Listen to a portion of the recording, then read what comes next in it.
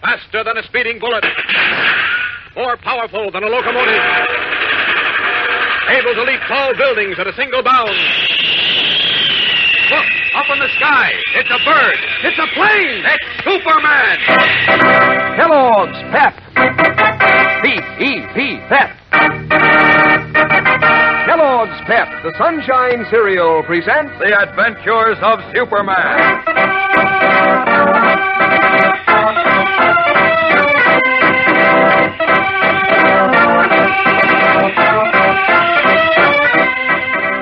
Today, the youthful Mary Hennig, schooled in crime by the treacherous Al Vincent, sees her plan to secure information concerning the Higgins letters, meeting with every success, and at the expense of none other than Lois Lane.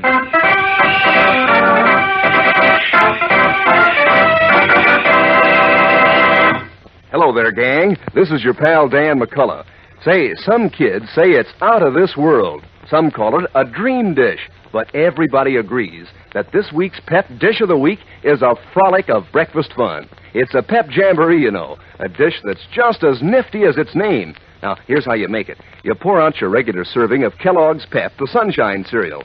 Cover with that gay mixture fruit cocktail and a little of the sweet syrup. Pour on milk and pitch into your Pep Jamboree. It's colorful. It's flavorful. It's terrific. You see, you dig down through the juicy chunks of fruit to toasted flakes of Kellogg's Pep that are loaded with keen sunshine flavor. Why, Pep tastes a bang-up good. You want to finish off every delicious spoonful in your bowl. And that's the right idea, you know, because you don't want to waste cereal, especially nowadays when we're sending the cereal grains to fellows and girls across the seas. So keep that in mind, gang, when Mom brings Kellogg's Pep home from the grocer's. Make it your job to see that it's not wasted.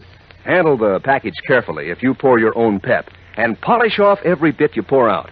And say, kind of keep watch on your younger brothers and sisters, too. Make sure to eat all your Pep. Don't waste it. And now, the Adventures of Superman. When Tony Sloan, a Daily Planet reporter, managed to secure several letters proving that Martin Higgins, candidate for mayor of Metropolis, is connected with gangsters and racketeers, Editor Perry White was jubilant. Now, he told Clark Kent and Lois Lane, they could ensure the election of Henry Marshall, an honest man who had promised to wipe out the slums and thereby remove the worst breeding ground for juvenile delinquency. But somehow this came to the attention of Al Vincent, a crooked pawnbroker and political henchman of Higgins. Calling in Mary Hennig, a 15-year-old girl, also known as Chickie, Vincent offered her $100 to worm her way into the Daily Planet and retrieve the Higgins letters. Having met Lois Lane when the girl reporter had done some settlement work, Mary visited her, and by playing on Lois's sympathies with a phony hard luck story, made her an unwitting ally. As we continue today, Lois, her arm protectively around Mary's shoulder, is in Perry White's office, trying to secure for the seemingly nice girl a part-time job, as Clark Kent stands by. Listen. I tell you, we are short-handed around here, Chief. We need another office boy. Office girl. We don't need another office boy or an office girl either. But we do. Beanie should have someone to help him run copy. The poor boy is running himself ragged. Are you kidding? Beanie never ran a step in his life.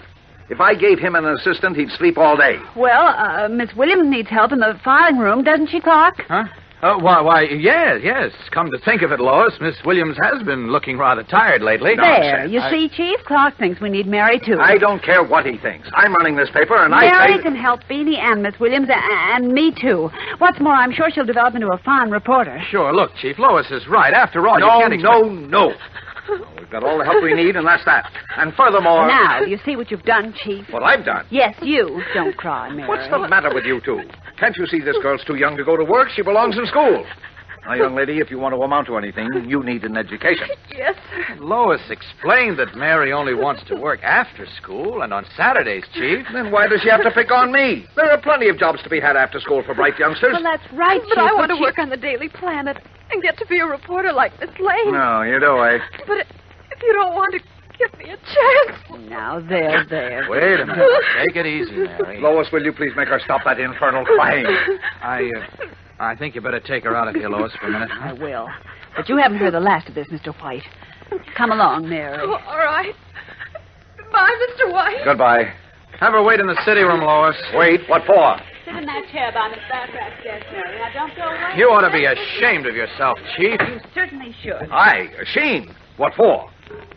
The way you treated that poor kid. Well, Why- I'll be... Perry White, the great crusader, the knight in shining armor. Yes. The man who writes scathing editorials demanding that slums be wiped out, but not one Yes, word. the man who screams in bold-faced type that the children of the slums have no opportunities to overcome their environment. Yes, and that we, the more fortunate members of society, are alone responsible for juvenile delinquency. Well, what's that got and to the do first with... chance you get to personally help a deserving kid pull herself out of the environment that may turn her into a delinquent, what do? You turn her down. But what's that got to do with me and the Daily Planet?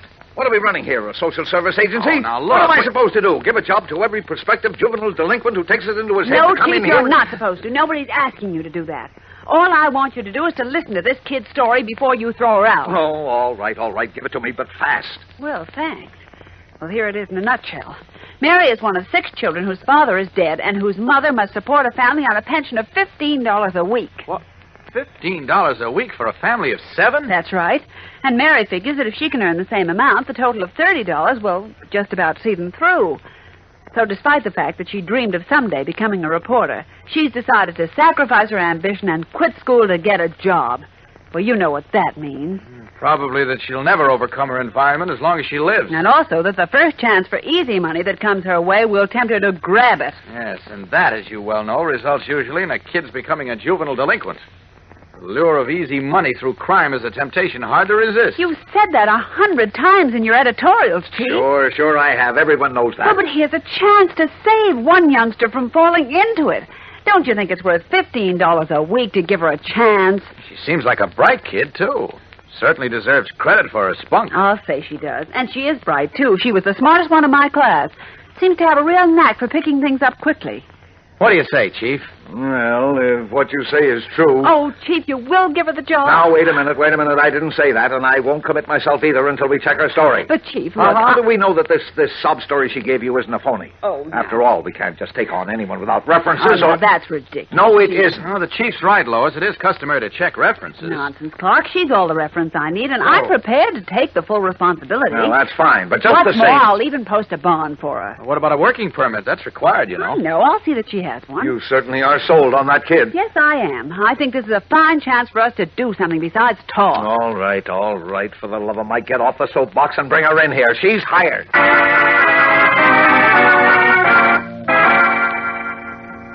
Now, Mary, I want you to understand that I'm hiring you without references and strictly on Miss Lane's say-so. I understand, Mr. White. Oh, gee, I hope you won't be sorry, Miss Lane. I know I won't, Mary. I certainly hope so. Now, you'll get $15 a week for coming in every day after school and all day Saturday. Oh, gee whiz, that's swell. When can I start? Right away. Oh, Lois, take her in and introduce her to Miss Williams and see that she meets the rest of the staff. Okay, Then Chief. come right back here because Tony Sloan should be here soon with those... Oh, wait a minute. Very White speaking. Tony? Where are you? We were Huh? What's that? Something wrong, Chief? Quiet, Kent. Go on, Tony. Yes. Yes, you sure? Oh, boy, that's wonderful. Swell. You bet. I'll contact Inspector Henderson. Look, what about those Higgins letters? I see. Now, okay. Kent will meet you there at 9 o'clock. Right. Now, be careful now. Goodbye. Well, must have been good news. You certainly look pleased, Chief. Like the cat that swallowed the canary. That swallowed Martin Higgins would be better. Hey, what's up? Tony discovered something new? And how? He's been digging into Higgins' background further, and he has just come up with another of that rat's dirty business partnerships. A pawn shop that serves as a fence for a gang of young hoodlums. Wonderful. That's not all. The guy who runs the pawn shop, Tony says, conducts what amounts to a training school for boy and girl thieves. Good heavens, who is this monster? A man named Al Vincent. Al Vincent? Hey, what's the matter, Mary? Why have you turned so pale? As the color drains from Mary's face, Lois turns to her solicitously, while Perry White and Clark Kent, their eyes suddenly narrowing searchingly, look hard at the girl. Is she about to give herself away as Al Vincent's agent? We'll know in a moment, so stand by for the dramatic climax of today's episode. Say, gang, if you want breakfast to give your day a good start in life, latch on to Kellogg's Pep, the Sunshine Cereal. Boy, there's a breakfast treat that is a treat. packed with sunny, golden toasted flavor for one thing. A keen, sparkling sort of flavor that perks up your appetite like anything. Pep is crisp, too, and crunchy, so tender it practically melts in your mouth. Why, Kellogg's Pep tastes so terrific, you can hardly wait to dig in and finish off every golden toasted flake in your bowl. Mom likes that, you know, because Pep is good for you. Sure, gives you solid whole wheat nourishment plus. What's more, it's never a good idea to waste cereal. And nowadays, we're sending the cereal grains to help give good grain nourishment to fellows and girls all over the world. So, latch on to Pep, gang. When Mom brings Kellogg's Pep home from the grocer's, make sure there's no waste at your house. If you pour your own Pep, pour it carefully and polish off every bit you pour out. Pass the word along to the rest of your family, too. It's so easy to do, and it's so important. Always eat all your Pep. Don't waste it. What's the matter, Mary? Why have you turned so pale?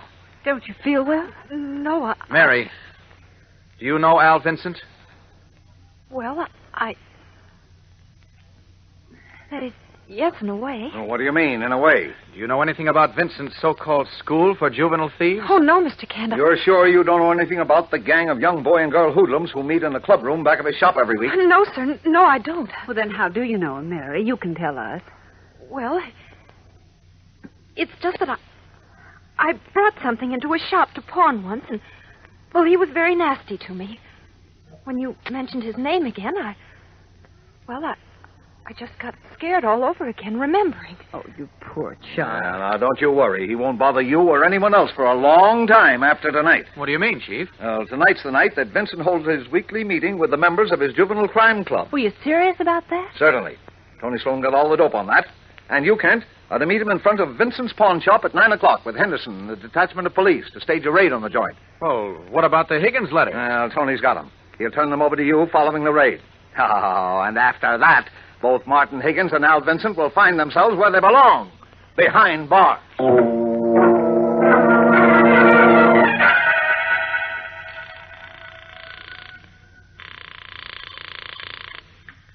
Hello? Johnny? Yeah, who's this? Chicky, listen and get this to Al right away. The cops are going to raid Al's clubroom tonight at 9 o'clock. What? Shut up and listen. A guy named Tony Sloan, a reporter, is going to be waiting out front for him. He's got the Higgins letters. Got that? Yeah, sure. Okay. Now get in touch with Al right away and tell him everything I told you. And don't waste no time.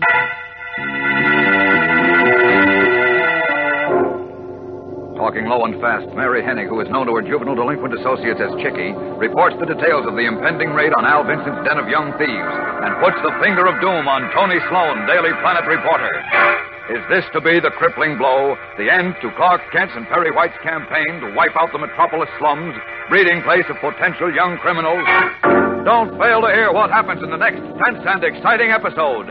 Tune in tomorrow, same time, same station. And remember, for breakfast, it's Kellogg's Pep. For excitement, the adventures of Superman.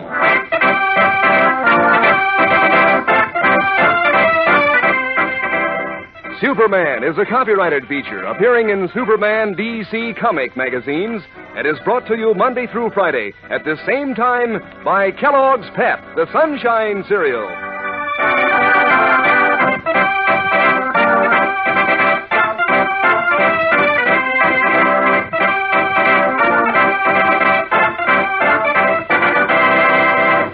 You know, it wouldn't surprise me, fellers, if your dog sometimes wishes he were you. Then he could tell Mother what he likes to eat.